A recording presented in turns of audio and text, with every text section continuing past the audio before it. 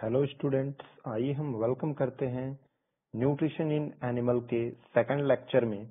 और इस second lecture में हम जानेंगे न्यूट्रिशन इन अमीबा।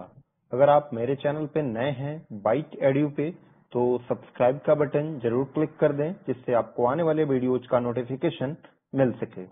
तो आइए हम जान लेते हैं न्यूट्रिशन इन अमीबा।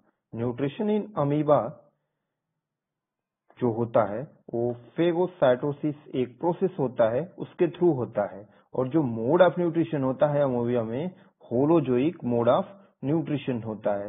जितने भी omnivorous, carnivorous and herbivorous animals होते हैं, उनका जो मोड ऑफ न्यूट्रिशन होता है वो होलोजोइक होता है। इसमें जो होलोजोइक मोड ऑफ न्यूट्रिशन होता है, इसमें बहुत सारे स्टेप्स पाए जाते हैं, जैसे ingestion, digestion, absorption, assimilation or egestion. Ingestion means taking of food is known as ingestion, and digestion means breakdown of food into smaller particles. अगर आप मेरे चैनल पे नए हैं तो एक बार सब्सक्राइब का बटन जरूर क्लिक करें, जिससे आपको आने वाले वीडियोज का नोटिफिकेशन मिल सके। तो क्लिक कर दें। अब हम जानेंगे What is holozoic mode of nutrition? Holozoic mode of nutrition क्या होता है, तो देख लेते हैं। What is holozoic mode of nutrition? The taking food by engulfing. जो अमीबा में प्रोसेस होता है मोड ऑफ न्यूट्रिशन का, होलोजोइक होता है। Holozoic mode of nutrition following steps. जैसे मैंने आपको बताया है कि इसमें कई सारे स्टेप्स पाए जाते हैं। इसमें पहला स्टेप है इंजेशन, टेकिंग ऑफ फूड। और जो टेकिंग ऑफ फूड होता है अमीबा में, वो स्यूडोपोडिया से होता है। स्यूडोपोडिया, इसमें एक फॉल्स लेग होता है, फुट होता है। एक्चुअल में फुट नहीं होता है, लेकिन वर्क करता है इसके मूवमेंट में, प्रे को कैच करने में और अदर प्रोसेसेस में। Digestion, breakdown of food into smaller particle और सिंपलर पार्टिकल। छोटे छोटे टुकड़ों में टूट जाने के प्रोसेस को, फूड को हम बोलते हैं डाइजेशन। और एब्जॉर्प्शन जो होता है अमीबा में, इन साइटोप्लाज्म होता है। इजेशन का जो प्रोसेस होता है, जो अनवांटेड मटेरियल्स होते हैं बॉडी से, उसको बाहर निकालने की जो प्रक्रिया होती है, उसके लिए कोई एनस नहीं होता है।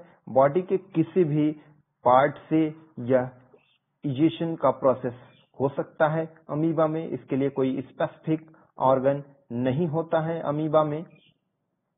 अब हम इसको डायग्राम के थ्रू देखेंगे कि कैसे इसमें न्यूट्रिशन। तो देख रहे हैं यहाँ पे इसका प्रे है, और ये जो स्यूडोपोडिया है धीरे धीरे अपना फॉर्म चेंज कर रहा है। और यहाँ स्यूडोपोडिया के थ्रू ये जो प्रे है इसका अंदर आ गया है। फाइनली इस प्रे को अंदर कर लिया है और फूड वैक्यूल्स के अंदर आ गया है।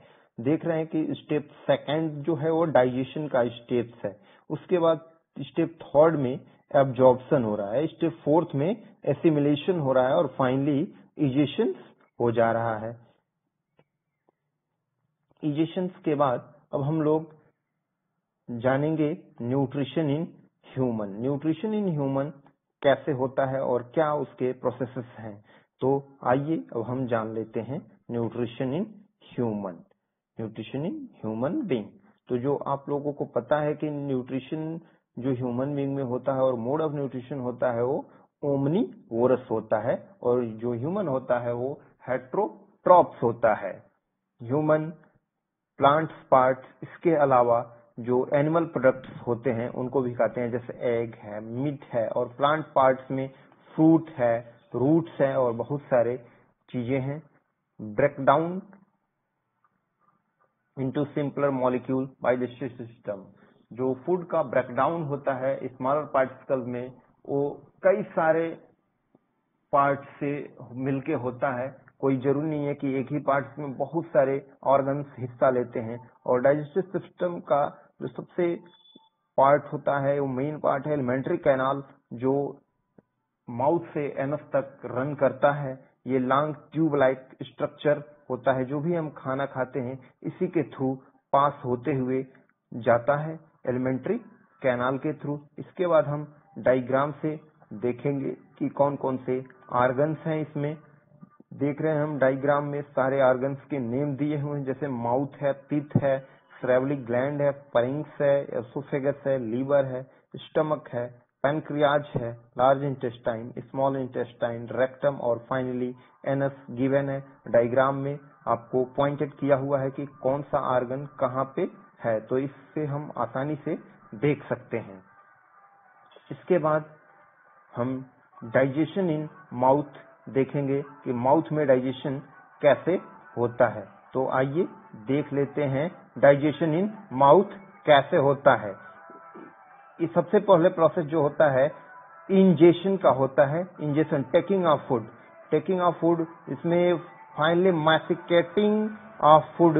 मैसिकेटिंग में जो फूड होता है उसको छोटे छोटे पार्टिकल में टीथ के थ्रू ब्रेक कर दिया जाता है, तो इसे हम बोलते हैं मैसिकेटिंग। इसके अलावा जिसमें सेरेब्रल ग्लैंड्स होते हैं, हमारे माउथ में 3 पेयर सेरेब्रल ग्लैंड्स होता है जो हेल्प करता है फूड को लुब्रिकेट करने में, और इसके थ्रू जो फूड पाइप्स के थ्रू हमारा जो फूड होता है अंदर जाता है। 3 पेयर सेरेब्रल ग्लैंड्स, और जो सेरेब्रल ग्लैंड्स में एंजाइम होता है उसका नाम आप लोगों को पता होना चाहिए। इस एंजाइम का नाम है सेरेब्रल एमाइलेज, जो स्टार्च को माल्टोज में कन्वर्ट करने में हेल्पफुल है। इसके बाद हम डायग्राम के थ्रू देख लेंगे कि क्या है प्रोसेस, इसके क्या टेक्निक्स है और कैसे क्या होता है। Types of teeth, types of teeth आप लोगों को पता है कि 4 टाइप्स ऑफ टीथ होती हैं। जो फ्रंट साइड का टीथ होता है उसे हम क्या बोलते हैं, इंसीजर। फ्रंट साइड का जो टीथ होता है, जो कटिंग टीथ, बाइटिंग टीथ होता है, कट या बाइट करता है, उसको हम बोलते हैं इंसीजर, और स्मॉलर पीस में ब्रेक करता है। कैनाइन्स जो होता है वो साइड में होता है। फैंक्स, फैंक्स मीन्स होता है जो सर्प के, सांप के जो दांत होते हैं उसके लाइक ये पॉइंटेड होता है। ये जो कार्निवोरस ह्यूमन बीइंग होते हैं या जो लोग मांस खाते हैं उनके जो टीथ होते हैं वो शार्प हो जाते हैं। प्री मोलर और मोलर का जो काम है वो ग्राइंडिंग और चीविंग है, और ये साइड्स में होते हैं, ब्रॉडर होते हैं, या मैसिकेटिंग का वर्क करते हैं। Structure of teeth, structure of teeth जान लेते हैं डायग्राम के थ्रू। देख रहे हैं कि फ्रंट साइड में जो हमारा है वो इंसीजर है, फ्रंट साइड में इंसीजर है। उसके बाद थोड़ा सा और जाएंगे तो कैनाइन है, प्री मोलर है और एट लास्ट मोलर है। टीथ के जो ऊपर एक लेयर होता है उसे हम इनेमल बोलते हैं। यह कैल्शियम कार्बोनेट या कैल्शियम फॉस्फेट से बना होता है और ये बहुत ही हार्ड होता है। Hardest part of the body भी इसको हम बोलते हैं, जो टूथ का इनेमल होता है। इसके बाद हम लोग टंग के बारे में जानेंगे कि टंग का क्या फंक्शन और क्या वर्क है। तो टंग का जो फंक्शन है और वर्क है तो देख लेते हैं। ये स्पीच बोलने में काम करता है, च्यूइंग में काम करता है, खाने को निगलने में काम करता है, सोलिंग में काम करता है। इसके अलावा टेस्ट बर्ड्स होते हैं, सावर, बीटर एंड साल्टी, जहां से हमको पता चलता है कि कोई चीज खट्टा है, मीठा है या कड़वा है कि नमकीन है, इसे हम पता कर सकते हैं। Tongue has many nerves that help detect the transmission of taste signals. इसमें बहुत सारे नसें होती हैं जो ब्रेन तक सिग्नल को ट्रांसफर करती हैं। मिक्सिंग सलाइवा विथ फूड, यह सलाइवा में फूड को मिक्स करने में भी काफी हेल्पफुल है। तो ये थे हमारे टंग के फंक्शन। अब जानते हैं हम ओसोफेगस। ओसोफेगस होता है जो हमारा फूड पाइप होता है। फूड पाइप एक लॉन्ग ट्यूब लाइक स्ट्रक्चर होता है।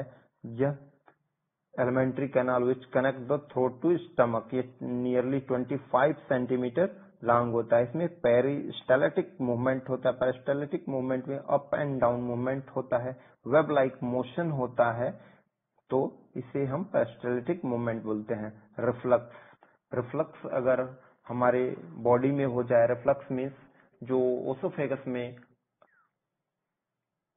डाउनवर्ड मूवमेंट होता है फूड का, अगर अपवर्ड साइड में मूवमेंट हो जाए तो इसे हम, ये वोमिटिंग कॉज करता है ह्यूमन बीइंग में। रिफ्लक्स के कारण वोमिटिंग होती है।